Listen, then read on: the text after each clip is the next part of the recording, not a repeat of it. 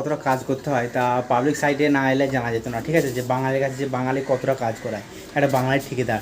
তো বন্ধুরা আজকে আমার কাজটা দেখো, ঠিক আছে, যে এই কাজটুকু দেখে মজুরি দেবে কি না।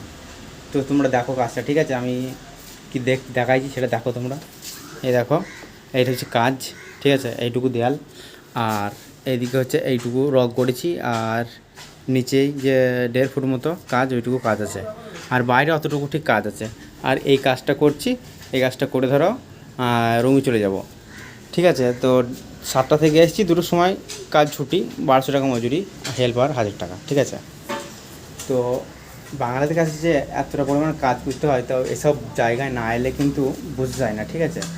তো কালকে দেখো এইগুলো করেছি, তোমরা দেখেছো, ঠিক আছে, আমি দেখিয়েছি এই টপগুলো।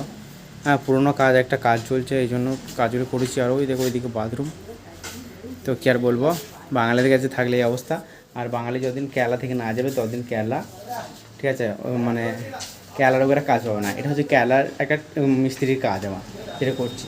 তো এদের মতো মিস্ত্রির কাছে কাজ করলে নিজের শরীরও ভালো থাকবে, আবার তোমার হচ্ছে গিয়ে তোমার কাজ করতে কোনো অসুবিধা হবে না, তুমি 30 পার ডে কাজ করতে পারবে। আর বাঙালিদের কাছে একবার কাজে গেলে কী হয়, তোমাদের ঘর যে না, একবার কাজে গেলে তোমার 4 দিন কাজ হবে, কাজ করতে পারবে তোমার দেহে, ঠিক আছে।